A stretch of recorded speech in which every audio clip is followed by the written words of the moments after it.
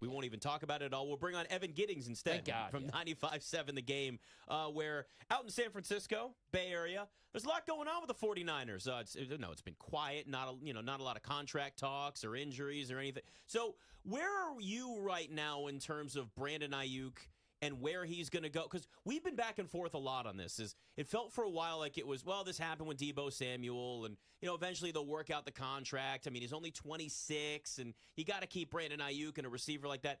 Starting to feel now like the reports today, Steelers really in on him after all this that's gone on. Well, it's a pleasure to be back on with you. And honestly, even if Brandon Aiyuk is back this year, I wonder under what conditions at this point. That's how wild this saga has gotten. And I think it takes two to tango. I've seen a lot of people pointing fingers at Brandon Aiyuk and the player part of things. But don't we want everybody to hold out to get their money, get as much bread and much chicken as possible until it gets to the point a couple of weeks either into training camp or before the season, then the fans begin to turn on the player. So I find it very interesting that at the beginning of this summer, it was Aiyuk, Aiyuk, Aiyuk. And now as we stand on August 7th is, 49ers, 49ers, 49ers. Which side is it? Because I'm Team Aiyuk, and I find every single reason in the book that this guy should either ask for a trade to get his money or continue to hold in to get his money. Evan, how did things go so badly for Aiyuk? And don't you feel like the Niners, their window is right now to have a guy like him on their team, considering that, boy, oh boy, is he productive, and Ricky Pearsall probably isn't ready to produce yet? Well, that's why if it gets to the point where the Niners trade Brandon Aiyuk, this has been a colossal failure. This has been the worst, and it's also a credit to them, but this has been the worst offseason in the Kyle Shanahan and John Lynch era, because you cannot, in a Super Bowl window, purport to have all the love and fantasy for a particular individual and then not either keep them under lock and key or give your fan base a selling point as to why they are no longer on the team. There is nobody that is ready to step up for Brandon Aiyuk. Though Ricky Pearsall was taken in the first round, it's not as if he's just going to step in and give you second-team all-pro production. At least that's my opinion of what I've seen from him so far. So right now, the Niners, if they lose Aiyuk, and it looks like if they do trade him, it's going to be for dimes, this is going to be something they're not going to be able. This is far from the DeForest Buckner situation, or at the very least, you might be able to sell the fact that you get a first-round pick, you get to keep a couple of your own, you get to use that first-round pick. The Niners had a chance to trade Brandon Aiyuk for a first-round pick on draft night. They chose not to do it. So now they're at the point where they're basically scraping the bottom of the barrel, trying to figure out what they can recoup for a player that's dissatisfied, and that's not how quality organizations, last time I checked, run their show. Yeah, Evan, and if you're Brock Purdy, man, and you're trying to get paid, you got to be a little bit pissed off. You got McCaffrey, Ding, Trent Williams wanting to get paid another year older. Would that be your biggest concern, other than Brandon Aiyuk and Ricky Pearsall maybe not being ready? Plus, we know Kyle doesn't really like young wide receivers. It takes some time to earn his trust. But would your biggest concern be the offensive line, especially pass protection? I think they had, a 57.2 team pass blocking grade, 24th in the NFL. Purdy was under pressure pretty much the entire Super Bowl. They probably win that game? Or do you expect the offensive line, especially the interior, to be improved this season? Well, unlike last offseason, they did invest a little bit. I think they drafted 2 linemen, including their third-rounder Dominic Pooney. So at least they put some assets into their O-line.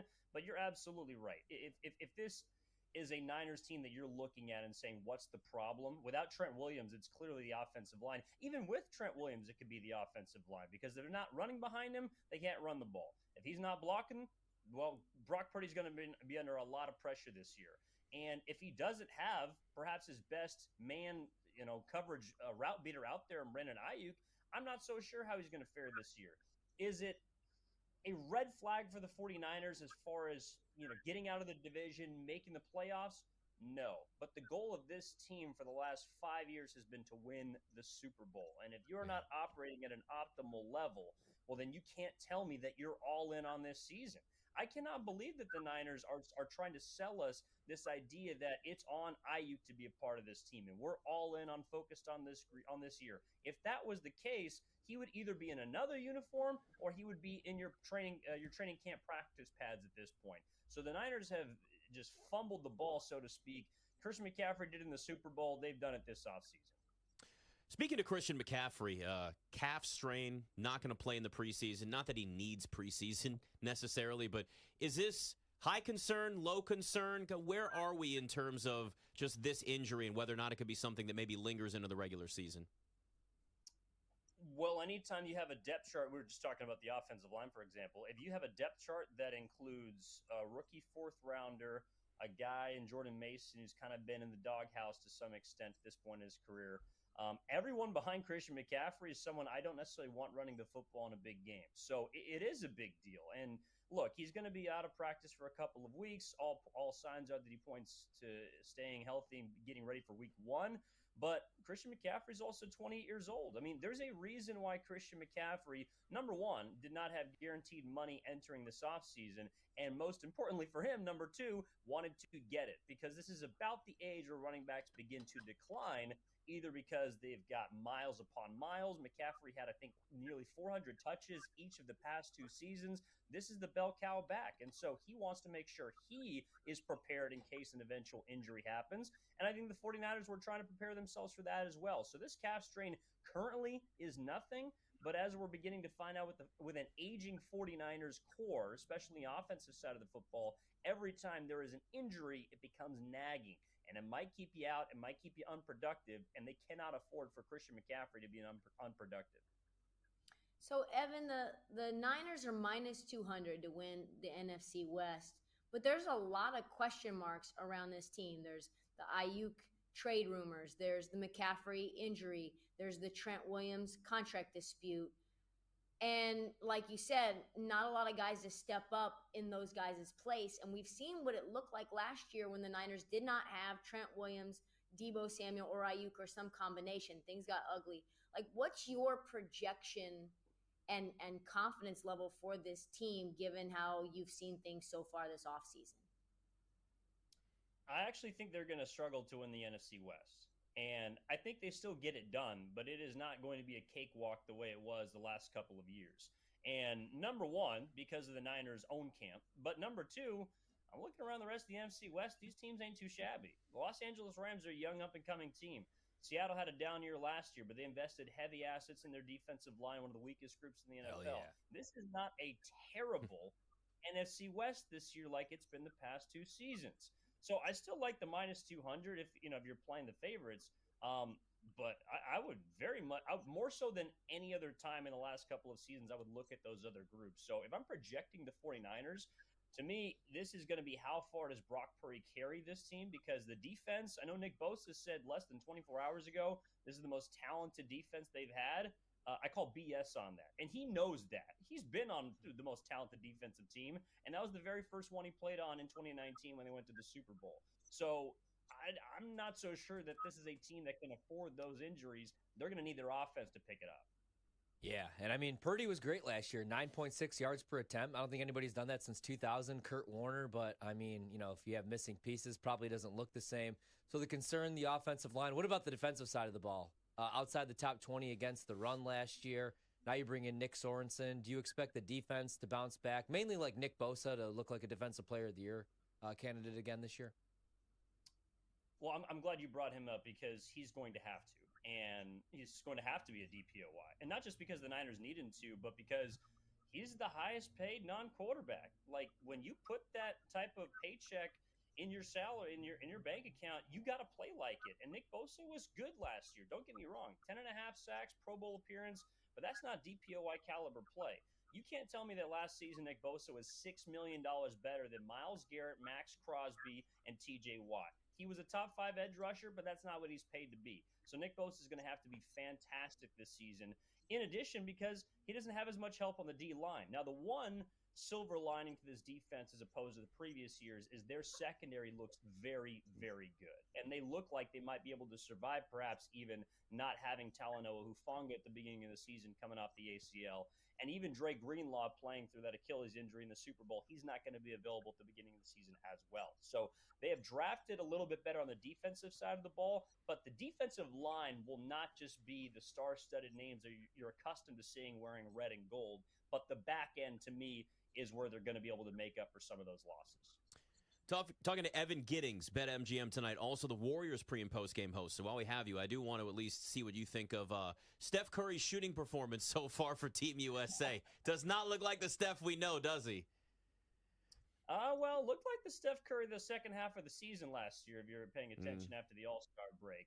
Wasn't necessarily shooting it that well. So, look, I don't take too much away from the Olympics, whether it's Steph or Steve Kerr not playing particular players. Now, I would be pissed if I was those players, but as someone that's looking on, I can't be that too into it. As far as the upcoming season, though, this is an off season that had better go right for the Warriors. Otherwise, people are going to be looking back and wanting heads because they did virtually nothing in the sexy department if you're an NBA fan.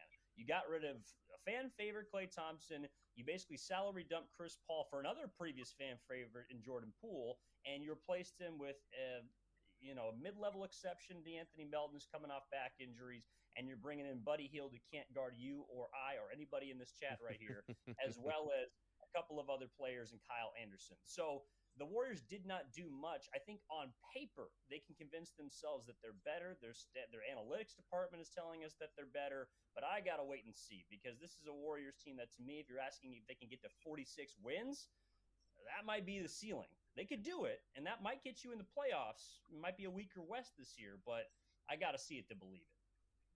Evan, what do you think about the fact that Lauri Markkanen and the Utah Jazz sort of strung the Warriors along, and now Markkanen signs a deal that keeps him on the Jazz for an entire season, and the Warriors were just trying to get a deal done, and now they've been kind of like left with scraps now?